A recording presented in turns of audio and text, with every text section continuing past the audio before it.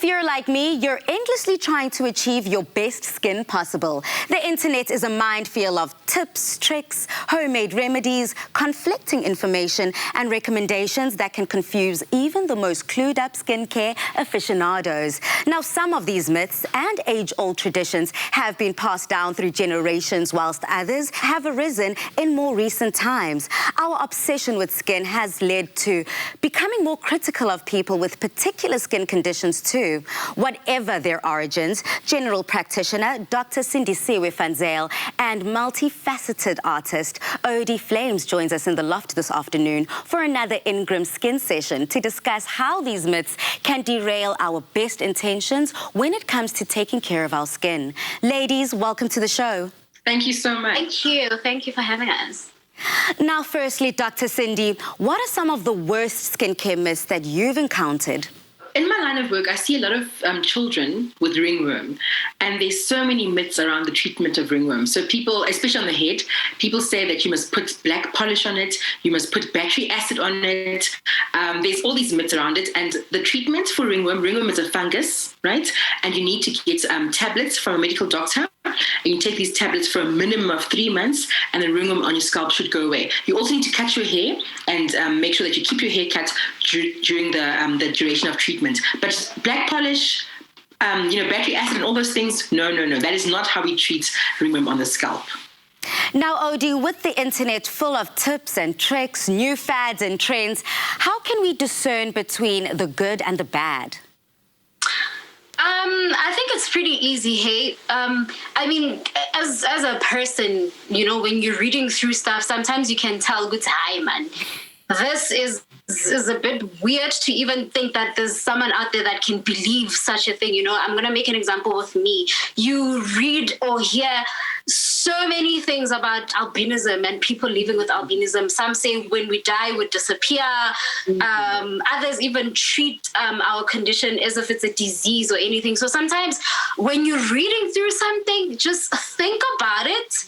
And you can tell, man, when something is just off or when something is right. And if you're not sure, you can always ask someone else. Absolutely. And Dr. Cindy, for yourself, as you just scroll through the internet, how can one tell what's good, what we should take in, and what we should just take away? You know what's so cool about the internet now is that people like me, medical doctors or nurse clinicians, are all over the internet. So it's a matter of just Googling the right thing and then making sure that when you click on a link, you click on a reputable link. I know that WebMD is one of the most trusted sites when it comes to medical knowledge. You can follow doctors on Twitter, you can follow doctors on Facebook, but there's no excuse in this day and age, certainly not in 2020, to be looking up the wrong information. There's too many doctors and nurses on Twitter and social media for that to be happening. So always make sure it's someone reputable, someone trustworthy. And as Ody says, if it sounds too good to be true or it sounds shady, then of course it's too good to be true or it's shady. Absolutely, it probably is. Now, Ody, going back to some of those myths around albinism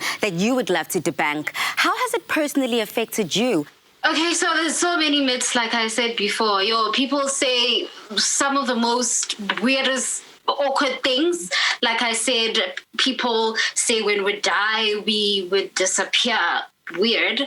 I remember when I was growing up, right? I was very little. I think I was like about 11 or 12, and my mom had sent me to a shop to get her some stuff. So on my way there, I'm walking there, and there were two men that were walking past me, right? And then one guy said to the other, he has to spit on the floor so that he doesn't end up looking like me, having my skin condition or having children that look like me. And at the time, because I was very young, it was very confusing. And they actually did spit on the floor as they walked past me. And obviously I was very touched. And because I was still young and I was still like in the beginning stages of even understanding my condition and why I look so different from others. And I came across adults that actually believes such things and do such things. It was very, very, very weird. But I think because at home, my parents always had like an open door for me to ask anything if I didn't understand anything, or if I was feeling a certain way, or if I went out there and someone did something, I could always go back home and be like, Mom, Dad, this and this and this happened, and they'd explain it to me, and I'd be okay. And then, Ody, what does wearing your skin bravely mean to you? wearing my skin bravely, to me, it means being proud of my skin, knowing who I am, knowing exactly who I am, and also understanding that how I see myself will be how the world sees me. So I should always be confident in myself. If there's anything that I don't like about myself and I can change, I should if I want to. But if there's anything that I don't like about myself and I can't change, I should learn to love it, and also nourishing my skin, because it's the only skin that I'll ever have. So I take care of it as much as I can, and the only way that I know how to. Now, Dr. Cindy, how can these stereotypes around skin conditions affect one's mental health, and what role does this play in their life going forward? It's very challenging. I mean, if you look at people living with albinism, over and above always being stared at, they have to live with the rumors and the misinformation, like the fact that albinism is associated with witchcraft, and the fact that people say that when they die they disappear. Those things are not true. So there's pressure on the family that has a child or children living with albinism. There's pressure on the child or children themselves, or the people themselves. And it's up to us to make sure that we're always sharing the correct information. I love what Ody said about how this is her skin and she's going to live in her skin as best as she can. It's up to us, when we get the correct information, to share it with everybody else.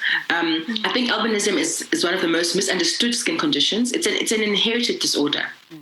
So you have two parents, both with a recessive gene. They come together, have a baby, and then this baby happens to not have the gene that makes sure that melanin is produced. Okay, so it's hard for the parents because there's no way of knowing during pregnancy that the baby's going to come out with albinism. And so it's almost always a surprise when they find out when the baby's born. But if they look back in their history, they'll find that there is a family member somewhere along the line who is living with albinism, or had, or there was a family member with albinism. So they can kind of say, oh, okay, now we see where this comes from. Sunscreen is definitely something that can't be overlooked. Sunscreen is expensive. So I'm hoping that, as time goes on, more and more pharmaceutical companies will make it more affordable, especially for people living with albinism. It's a non-negotiable. They have to wear sunscreen all the time to protect their skin from the sun. Now, ladies, breaking the stigma around these myths is a social responsibility. So what action needs to be taken to educate others and dispel myths and stereotypes? Ody? I think education. Ask if you're not sure about anything. You can ask professionals. You can even ask me, a person living with albinism, because obviously I have educated myself so that I can understand myself better. So you just ask, and don't take everything that you hear out there. Don't assume everything that you hear out there is correct. And also, just get information. Information is always out there. The internet, social media, everywhere. Yeah. And lastly, from you, Dr. Cindy. I'll agree with Ody. Education is everything. That's how we've been able to break the stigma around other conditions as well. So it's important for us to stay informed, to ask when we don't know, and not to make assumptions about anything, because information is always available. And this is why I love what Ingram's is doing with regards to educating us about skin conditions. Yeah. General practitioner Dr. Cindy, and of course a multifaceted artist, that is Ody Flames, sharing of course what bravery in their skin means to them. Ladies, thank you so much for joining us. Goodbye. Thank you. Bye. Thank you. Now, as we've seen, there are many skin myths out there, and with education, we can differentiate between which ones are helpful and harmful. Remember, you only have one skin, so nourish it and wear it bravely. You only have one skin. Nourish it and wear it bravely.